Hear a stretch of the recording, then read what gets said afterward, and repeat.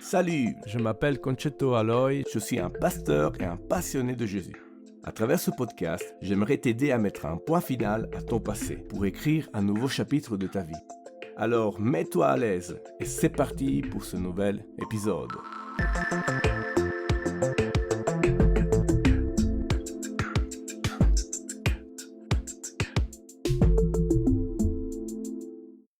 Bienvenue sur Nouveau Départ, le podcast de ceux qui veulent recommencer. Je suis super heureux de te retrouver sur cet épisode bonus.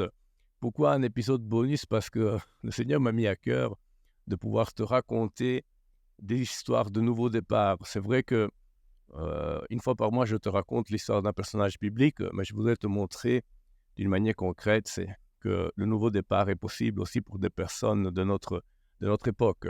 Et donc, dans ces épisodes bonus, de temps en temps, je te partagerai le témoignage, je ferai des interviews avec des personnes qui ont vécu un nouveau départ pour te montrer que le nouveau départ, c'est quelque chose de réel et c'est quelque chose que tu peux vivre toi aussi.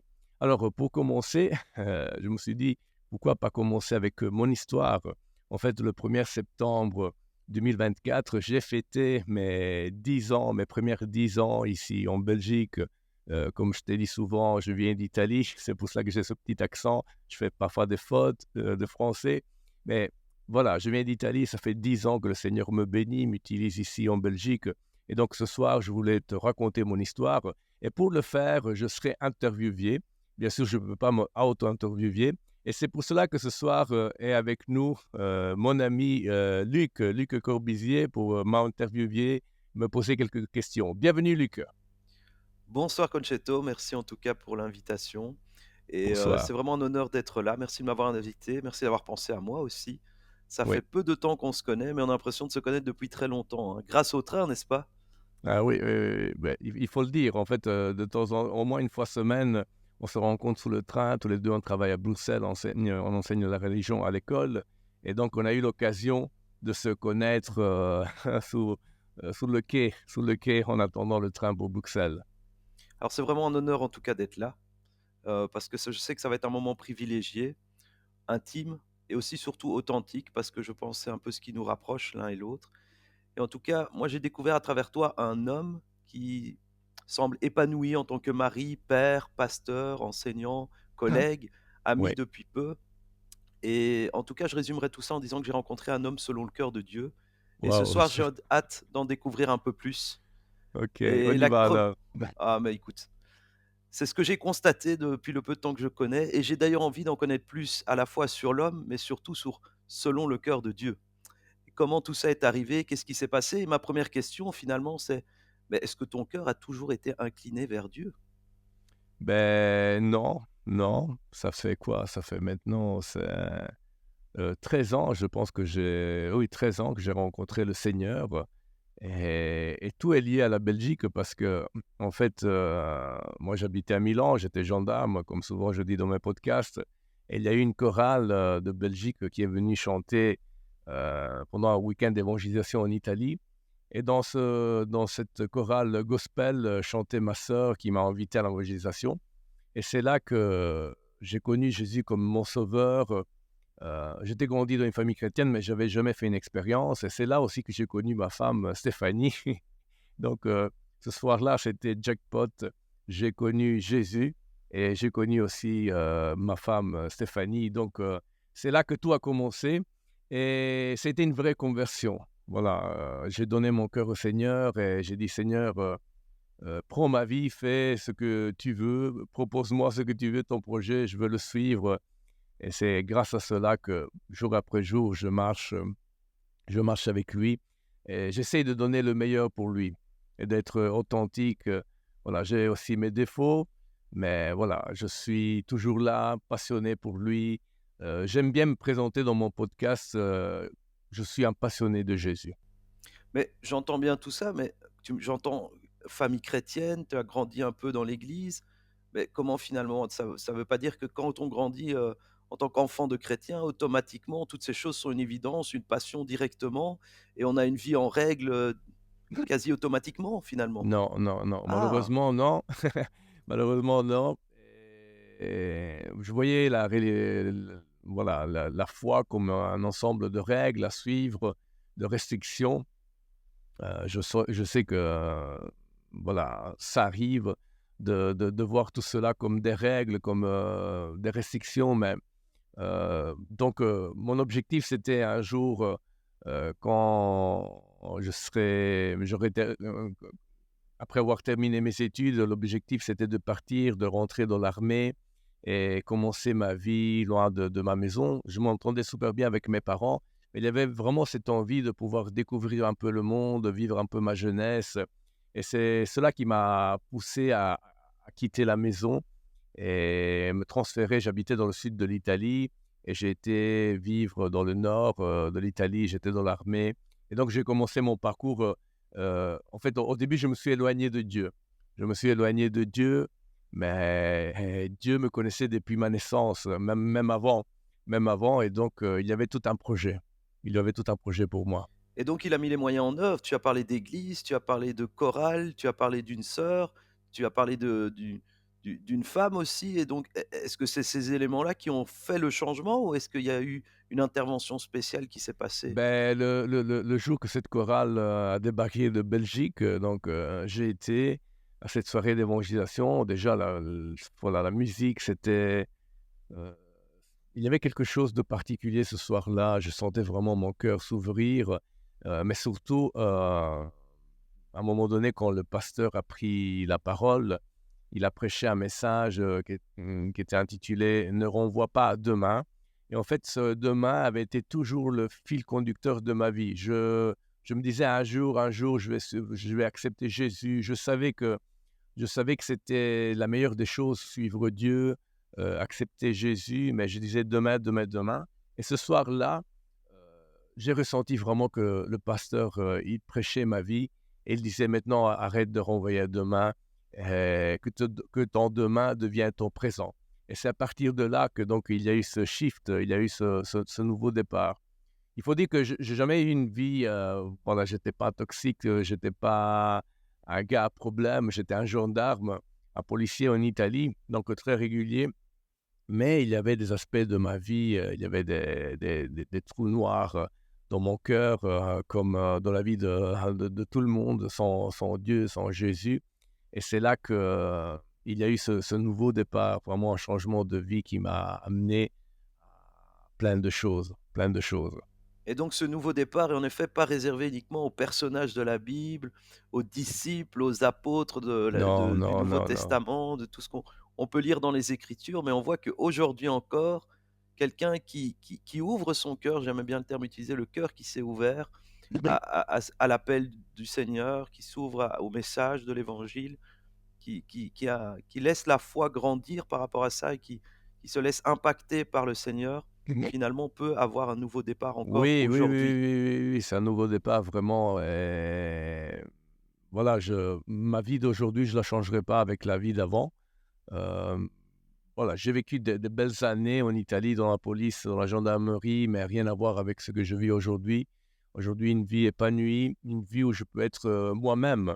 Parce qu'en fait, dans le passé, il faut savoir que, voilà, je vivais un peu ma jeunesse dans la société, de l'époque, qui n'était pas tellement différent de celle d'aujourd'hui. Peut-être il y avait moins de réseaux sociaux, mais en tout cas, c'était vraiment, porter un masque, être le gars bien habillé, avoir des histoires à droite à gauche à raconter. C'était un peu comme si je voulais impressionner mes amis, je voulais impressionner la société et c'était un peu comme si je voulais créer un CV, quelque chose, à raconter un jour, j'étais quelqu'un qui voyageait beaucoup, il partait J'étais dans tous les grands événements en Europe, dans les grandes villes, dans là où il y a du divertissement, mais je me sentais vide et juste pour te donner un exemple, en 2009, j'étais à Rio de Janeiro, donc au carnaval du Brésil et franchement, j'ai vécu les pires jours de ma vie là-bas parce que, là, c'était vraiment le top de cette hypocrisie, des filles qui étaient autour de toi seulement parce que tu avais de l'argent, tu venais d'Europe. Je me sentais sale. Moi, que j'avais des valeurs chrétiennes, j'étais grandi avec des principes chrétiens, je savais que c'était pas ma vie Mais voilà, même si j'ai vécu cela, en retournant en Italie, c'est pas que j'ai changé de vie. Il a fallu que cette chorale arrive d'Italie avec ce message percutant, ces chants qui m'ont vraiment ouvert le cœur. Et là, j'ai capitulé. J'ai dit, OK, Seigneur, à partir d'aujourd'hui, je vais te suivre et je mets tout de côté et on y va, on y va. J'ai l'image qui me vient justement en parlant d'image, c'est comme si tu cherchais à faire une image de toi, à créer une image, à te donner une image, parce que tu avais perdu l'image de Dieu en toi. Et en Bah rencontrant ouais, Christ, tu retrouves cette image. Il est l'effigie, il est, il est l'image de Dieu, il est le reflet de Dieu. Et bah donc ouais. tu le redécouvres, tu redécouvres Dieu, et donc tu te redécouvres, tu te rencontres à nouveau, et finalement, c'est toi que tu rencontres. Oui, Et oui, tu oui, peux avancer finalement, avec lui. aujourd'hui, je suis moi-même. Je suis plus, je suis authentique, comme tu me vois dans le train, tu me vois à l'église, tu me vois au travail, tu me vois avec, ma famille. Le masque est tombé. J'aime bien toujours utiliser cette image. Le masque est tombé, finalement, je suis moi-même et je suis content que même autour de moi, on voit cet épanouissement. Dernièrement, j'ai rencontré quelqu'un et et il me disait: «On voit vraiment que tu es heureux ici». Oui, c'est vrai, il n'y a pas le soleil en Belgique, mais tu es heureux de faire ce que tu fais et en fait, la Belgique, c'est ma terre promise.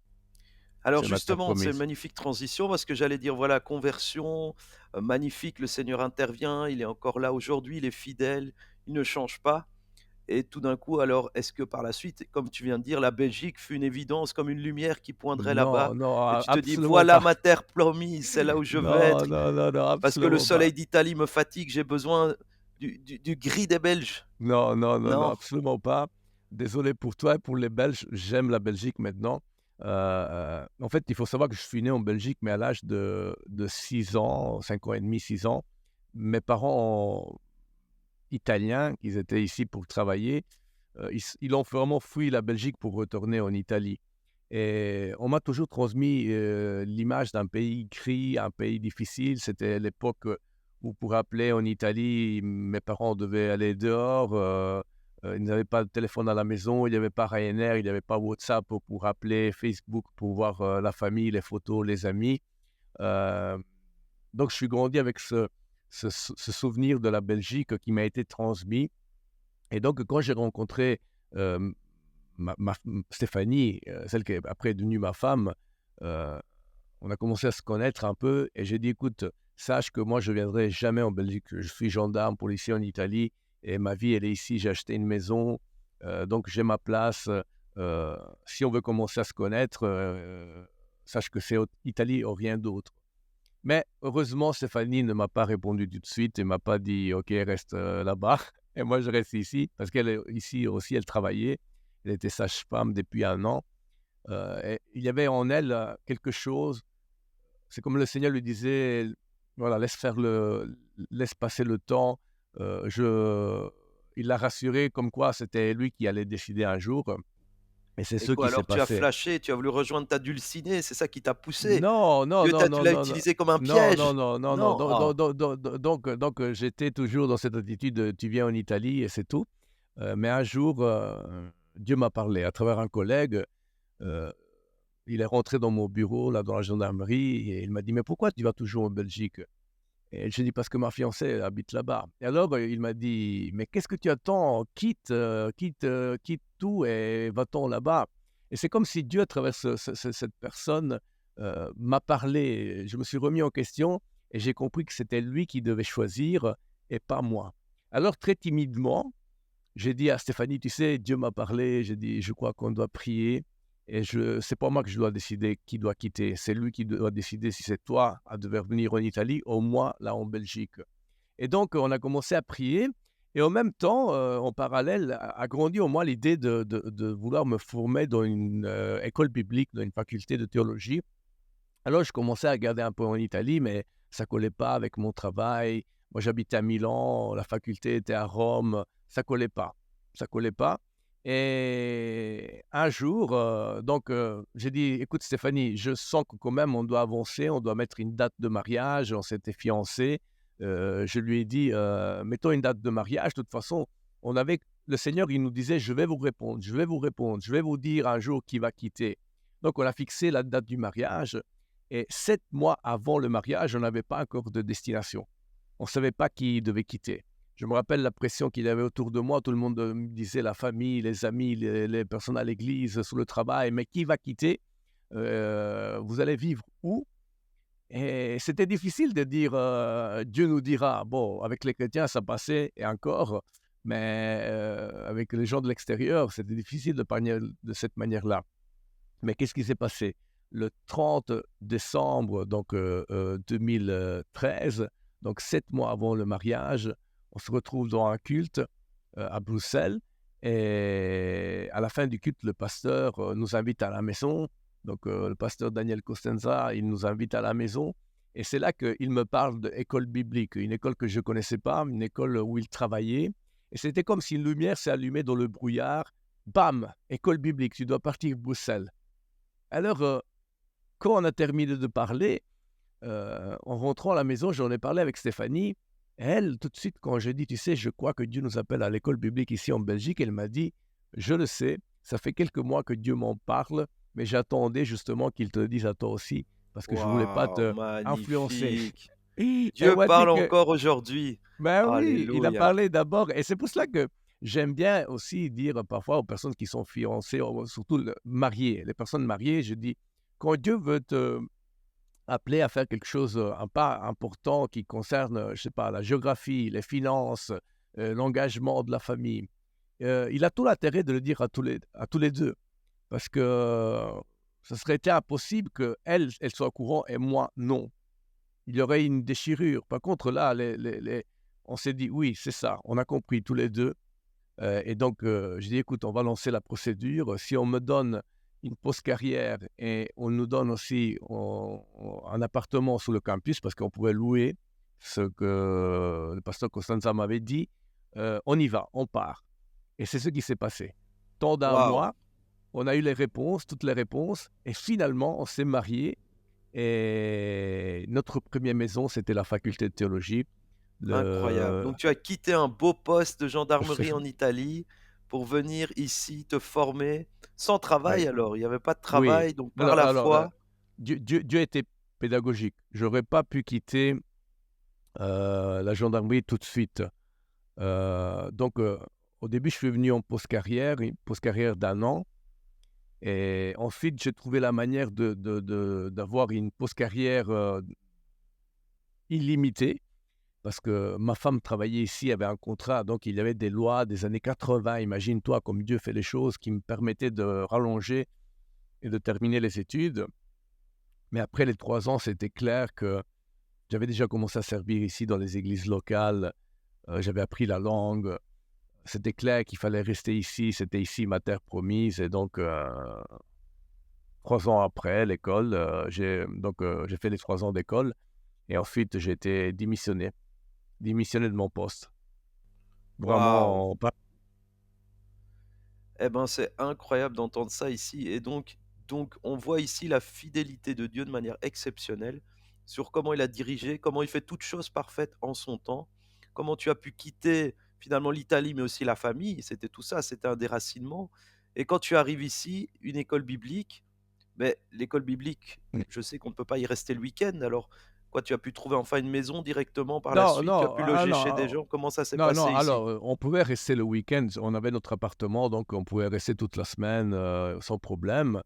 Mais les week-ends, vu qu'on servait dans l'église locale de Stéphanie, on retournait hem, sur Charleroi et donc on servait le week-end du lundi au vendredi, c'était école biblique et du vendredi, soir jusqu'au dimanche, au lundi matin, c'était vraiment application des principes bibliques, service, c'était une belle expérience, vraiment des années bénies, mais voilà, il n'y a pas eu que des roses et violettes, il y a eu aussi des moments parfois c'était difficile, hein, Bah, heu, j'imagine un jeune couple comme ça dans une faculté, pour ses premiers moments ensemble, ça a pas dû être évident d'être entouré d'étudiants, d'être là, dans une communauté, presque H24 quoi.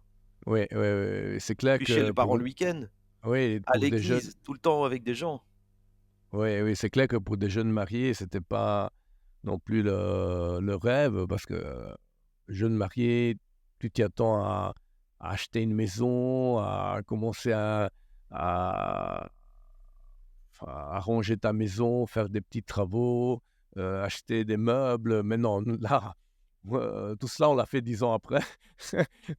Donc on a payé le prix, mais franchement, je peux te dire, Luc, avec Stéphanie, on a vécu 3 ans magnifiques, où on a pu être en contact avec des serviteurs de Dieu, et c'est là que notre mariage a mis aussi des bases solides, pour aller de l'avant. Parce que, la vie n'est pas facile.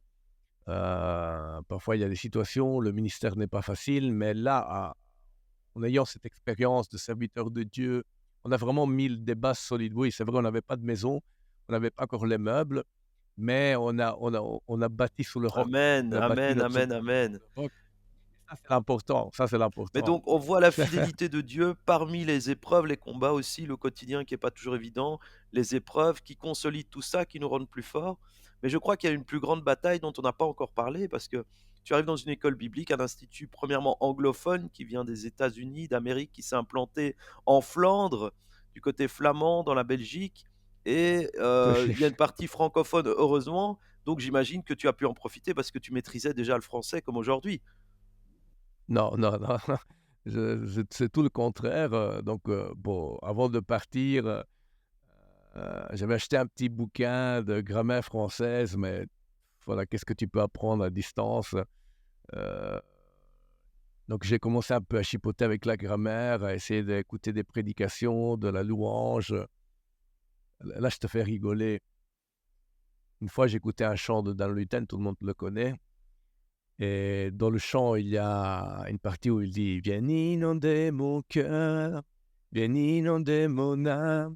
Alors, moi, au lieu de comprendre «Viens inonder mon cœur», je pensais que c'était da di da di la da. Alors je dis Stéphanie, écoute, c'est chouette ça qui dans les chants en France, vous mettez ce petit, dandi on on da. Elle me dit: «Non, mais qu'est-ce que tu as compris? C'est "Viens inonder mon cœur"». C'est pour te dire mon niveau de français. Alors que je suis arrivé ici, la première semaine, je me sentais à Lyon, je me sentais à Billy Graham, le nouveau Billy Graham de la situation. Mais après quelques jours, j'ai compris que je devais étudier en français. Il y avait une bibliothèque où le 90 des livres étaient en anglais, et c'est là que je suis tombé à la limite, en dépression, façon de dire, mais vraiment, c'était angoissant. Surtout parce que je me mettais des pressions. Je me disais: «Qu'est-ce que si je rate ici cette année, ma femme, qu'est-ce qu'il va dire, mes beaux-parents?» En fait, ma femme travaillait, a continué à travailler, donc soutenait mes études. Merci Stéphanie pour ce geste d'amour envers Dieu et envers moi aussi. Donc, je me disais: «Qu'est-ce qu'elle va dire, ma femme, si je vais rater?» Heu, mais là, c'est vraiment l'homme. En fait, l'école biblique, c'est pas simplement la théorie, mais c'est aussi la pratique, c'est aussi les épreuves, c'est aussi les émotions. Donc c'est là que mon cœur, de serviteur a commencé à être, forgé, travaillé, parce que là, j'ai dû dépendre de Dieu. Et c'est là que j'ai commencé vraiment à me discipliner dans la prière, dans la lecture de la parole. Heu, C'était mon souffle de vie, parce que, tous les nuits, la première année, je me réveillais vers 3 heures, 4 heures du matin, transpiré, stressé, et parce qu'il y avait des devoirs à rendre, des examens, mais Dieu était fidèle. Dieu était fidèle, et il me l'a dit depuis le début. Il m'a dit: «Je vais t'accompagner jusqu'à la fin de l'année, jusqu'à la fin des 3 ans. Tu vas l'avoir, ce baccalauréat, il y a pas de problème».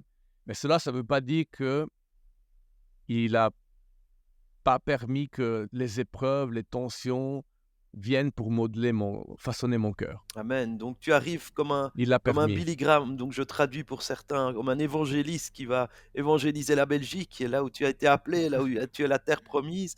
Et là, tu Oui, te un retrouves face missionnaire. à un Goliath, une montagne qui semble impossible à passer, la langue, la barrière de la langue, qui te met Oui, oui, presque c'est à nu, vraiment qui te met à terre, qui te brise, parce que tu te dis, mais comment c'est possible? On se sent tout petit. Mais aujourd'hui, de t'entendre parler comme un Billy Graham dans ce podcast, quel encouragement! Quelle fidélité! Ça veut dire que oui. Dieu peut te prendre là au plus bas et t'amener à passer cette montagne et finalement à nous parler dans un français quasi impeccable.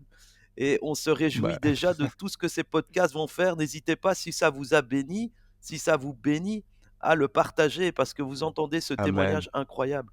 C'est vraiment fascinant de voir comment Dieu est fidèle autant dans les circonstances que même au finalement jusqu'au bout de notre langue.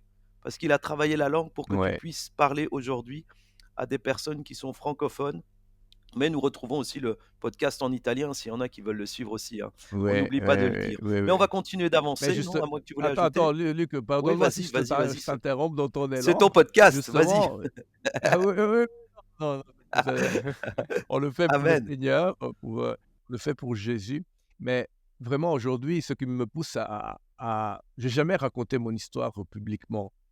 Imagine-toi que j'avais jamais mis une photo de moi gendarme, mais le 1er septembre 2024, j'ai mis une photo de moi gendarme sur les réseaux sociaux. C'était mon dernier service en Italie, avant de partir pour l'école biblique parce que j'ai ressenti fort que c'était le moment de le raconter 10 ans après. Parce que il y a 10 ans, ça n'avait pas de sens parce qu'il n'y avait pas encore l'accomplissement de cette promesse, de cet appel. Mais aujourd'hui, l'appel est là, le ministère pastoral est là, les podcasts sont là, plein de projets sont là. Donc c'est arrivé le moment de dire, si Dieu a déposé un rêve dans ton cœur, vas-y, fonce. Il faut se battre. Ça va être pas facile, mais tu vas y arriver parce que Dieu t'a appelé à le faire et c'est pour ça qu'aujourd'hui, je veux le témoigner. Amen. Voilà, je te laisse Amen, la amen, parole à amen. nouveau. Mais on va continuer. Tu nous as parlé tout à l'heure que vous aviez sacrifié pendant toutes ces années, en étant à l'école biblique, en n'ayant pas une maison comme les jeunes couples normaux.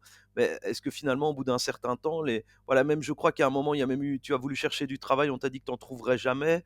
Est-ce que maintenant tu te retrouves dans une situation finalement à la rue où voilà, il y a plus d'école biblique, Oui, c'est fini, c'est non, non, non, terminé? je suis pas à Ah, la rue. Alors, les années à l'école biblique, donc 3 ans, appartement, école biblique, je te peux faire pour te expliquer, j'ai vécu là sur le campus. Ensuite, 2 ans, j'ai vécu chez mes beaux-parents, que je remercie. C'est vraiment des personnes incroyables qui ont soutenu le projet depuis le début. Ils avaient une grande maison, donc ils nous ont hébergés pendant 2 ans. Ensuite, on est parti 2 ans en location et seulement à la 8e année, Dieu a fait grâce, vraiment pouvoir acheter une belle maison. Ça serait une longue histoire, mais en tout cas, je peux dire que c'était un miracle et Dieu a été fidèle aussi dans ce cas-là. Aussi concernant le travail, le jour avant d'aller démissionner en Italie de la gendarmerie, en fait, j'ai rencontré un étudiant de l'école biblique, qui m'a dit: «Tu sais, tu peux postuler pour devenir prof de religion». «Ah bon?»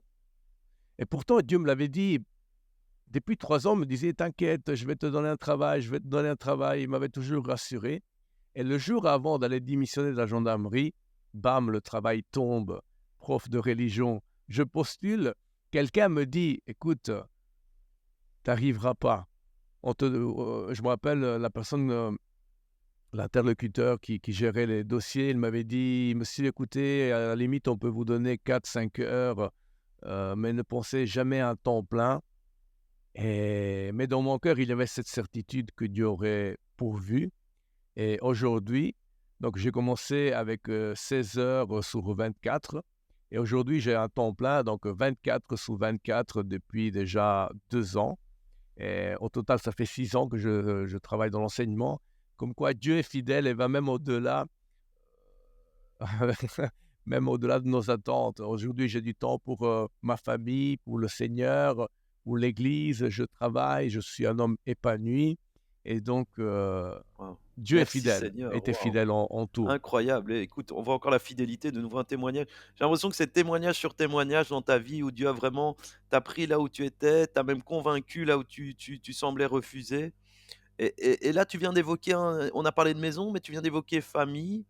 Est-ce qu'il y a pas un rôle parental, dans ta magnifique Ah maison, il y oui, a des oui, photos oui, tu sais. d'enfants. Est-ce que tu peux nous les présenter? Oui, oui, oui, donc j'ai 2 enfants, Abigail de 6 ans et Noah de 4 ans. Donc on est oui, on a des enfants, vraiment c'est une bénédiction.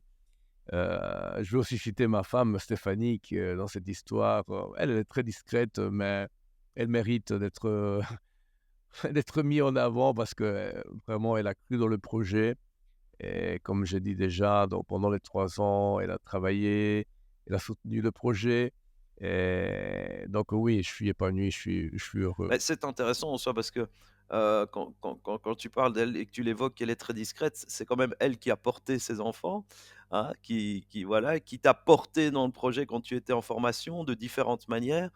Finalement, est-ce qu'on pourrait même dire qu'elle a été là pour supporter et porter aussi le ministère dans la suite? Parce que j'ai entendu aussi qu'on parlait d'église, mais, est-ce que le Ouais, ministère a été pour vous une évidence? Est-ce que c'est quelque chose qui a coulé de source? Ou là aussi, il y a eu peut-être des défis, des combats? Quand est-ce que l'appel, ben alors au voilà, tu sors de l'école biblique et boum, une église, ah! non, non, justement, c'était, moi, je suis venu pour faire l'école biblique, j'avais pas vraiment idée de qu'est-ce que le Seigneur m'appelait à faire. Mais un soir, en fait, pendant les années de l'école biblique, je m'occupais d'un petit groupe de maison dans mon église locale et je me rappelle un soir, j'avais le choix de pouvoir aller ou pas. J'étais tenté de ne pas y aller et de rester tranquille sans devoir me préparer pour, le groupe, mais là, j'ai ressenti vraiment, quelque chose qui m'a poussé à aller, à me préparer et ce soir-là, j'avais prêché sur Jean 10, donc le bon berger qui donne sa vie pour ses brebis et en sortant de cette réunion, j'ai vraiment ressenti une joie, heu et là, j'ai compris que j'avais un appel pastoral parce que quelque part, j'avais payé le prix. Je pouvais rester tranquille sans me préparer. On m'avait donné la possibilité de ne pas faire la réunion, mais j'ai choisi d'y aller et c'est là que quelque chose est né dans mon cœur. Mais elle était cachée dans mon cœur. J'en ai pas parlé autour de moi. Ensuite, des pasteurs, le directeur aussi de l'école biblique m'a proposé des stages des stages pour commencer un stage pastoral et c'est là que les choses se sont confirmées. Donc de l'intérieur, il y avait le désir, de l'extérieur, il y a eu des propositions pour un stage pastoral et voici que, j'ai commencé avec le pasteur Paolo Lavecchia, que en passant je salue et je remercie. J'ai commencé ce stage pastoral avec lui et là aussi il m'a confié un groupe de maison et ce groupe de maison a tellement grandi dans les années qu'ensuite, c'était clair, pour tout le monde qu'on devait, implanter une église et donc aujourd'hui, ce groupe de maison est devenu une église, Espoir Charleroi, une église que maintenant, fonctionne, depuis 4 ans.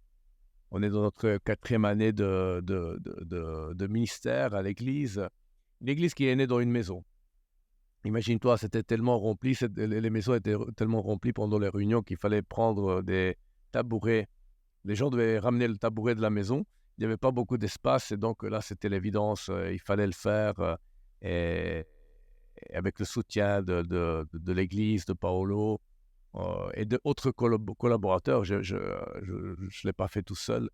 Heu, on a implanté l'église avec ces personnes. D'ailleurs, je les salue aussi, Prisca, Rosario, Adriano, Stéphanie, Angelo, Carmela et Stéphanie aussi, ma femme. Donc voilà, on est une belle équipe. Magnifique. En effet, moi j'ai eu l'occasion un peu quelques reprises de venir vous visiter, de prêcher dans l'église aussi et de voir vraiment cette chaleur qui est là, qui règne.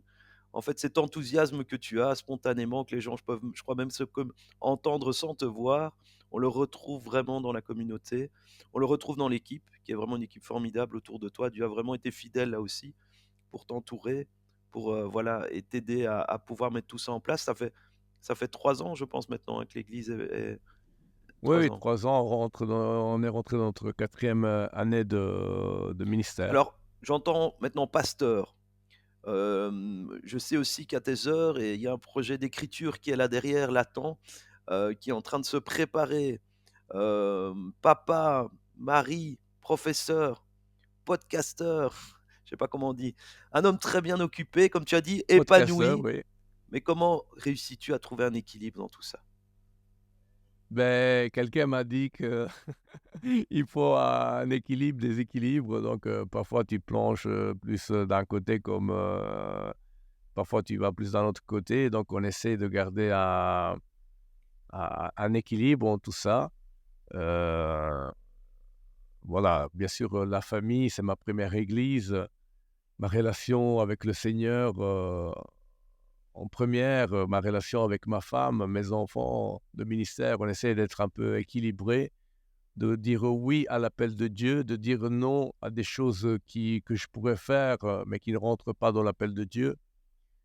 Voilà, donc est-ce qu'on y arrive? Parfois oui, parfois non. Donc on apprend sur le terrain et on essaie aussi de mettre des limites là où c'est possible. C'est pour ça que je te dis, l'expérience à l'école biblique, être en contact avec des missionnaires, qui avaient beaucoup de kilomètres sous le compteur, m'a permis aussi de trouver un peu un équilibre et de pouvoir, voilà, essayer d'être équilibré en tout cela. Eh ben, C'est voilà, on arrive tout doucement à la fin. J'aimerais te poser 2 petites questions avec juste un mot comme réponse. Heu, voilà, on voit la fidélité de Dieu sur ces 10 ans. On voit la fidélité de Dieu même sur toute ta vie, même en mettant une loi avant même que tu naisses. Il y avait déjà cette loi qui était prête. Donc Dieu a été là fidèle toute ta vie. Il est là lui, mais quelle est notre part à nous? Si tu devrais donner en deux mots, quelle est notre part à nous dans cette fidélité de Dieu? Est-ce qu'on se laisse faire ou est-ce qu'on a notre part aussi? non, il faut 2 mots, je dirais: obéissance et passion. D'accord, Obéissance à ce que Dieu te propose et passion dans ton attitude, désir de faire, j'ajouterais aussi de la persévérance parce que, c'est toujours importante donc obéissance, passion et et persévérance. alors C'est vraiment des éléments l'autre clés. question sera par rapport à l'avenir dont on a moins parlé. Si tu avais en deux, trois mots aussi, qui résumerait peut-être l'un ou l'autre projet pour donner un avant-goût à nos auditeurs de qu'est-ce qui vient? Ah oui, oui, oui, oui. Oui, oui, donc voilà, je suis sur un projet d'écriture, d'un livre depuis maintenant 4 ans. En 2020, j'ai commencé le Seigneur m'a donné un projet, j'aurais jamais dit. Heu, je l'ai déjà terminé en italien, donc il est déjà prêt, pour sortir. Maintenant, on est en train de le traduire aussi. C'est un livre, qui se base, sur les proverbes de Salomon et Dieu voulant, il sortira dans les 2 langues, italien et français, en printemps 2025. Donc, on y travaille là, on y travaille et c'est étonnant comment il est né ce projet. C'est un projet qui est né sur le train. Je préparais une série d'études pour, le groupe de jeunes de laquelle je m'occupais à l'époque et un jour, quand j'avais terminé un peu de rédiger l'étude, je me suis rendu compte que il y avait un potentiel pour écrire un livre. Je me suis dit: «Non, moi jamais écrire un livre». Mais après je descends du train et je reçois une notification d'un podcast et le titre c'était: «Écris ton livre». Et donc là, j'ai dit: «OK Seigneur, je commence petit à petit». Et j'ai commencé, et là, on y arrive à la fin. On y est proche, on y est proche. Le livre existe déjà, seulement la traduction. On est en attente, mais ça arrive bientôt. Encore un point de la fidélité du Seigneur. En tout cas, un grand merci pour avoir été authentique, de t'être ouvert, ouvert à moi en premier, et puis ouvert à tous les Merci à toi. auditeurs qui pourront écouter par la suite. En tout cas, si ça vous a béni, si vraiment ce nouveau départ, qui n'est pas juste un témoignage biblique, un témoignage des Écritures, parce qu'il y en a beaucoup, mais qui est un témoignage d'aujourd'hui, avec un contemporain qui s'est ouvert, qui a quitté son pays d'origine pour venir en terre promise en Belgique, qui le croira? C'est vraiment Dieu qui peut faire ça seulement, qui a reçu toutes des bénédictions, maison, famille, tout ce qu'il a en place ici, un travail, un ministère. Dieu l'a vraiment équipé et l'a ensuite mis dans la moisson pour pouvoir œuvrer. Et ce podcast fait partie de la moisson. Si tu as aimé, partage, like et n'hésite pas non plus à rester attentif, à suivre, car il y en a d'autres qui suivront par après. Soyez abondamment bénis. Merci encore pour ces moments passés ensemble et à très bientôt. Merci à toi, Luc. À bientôt.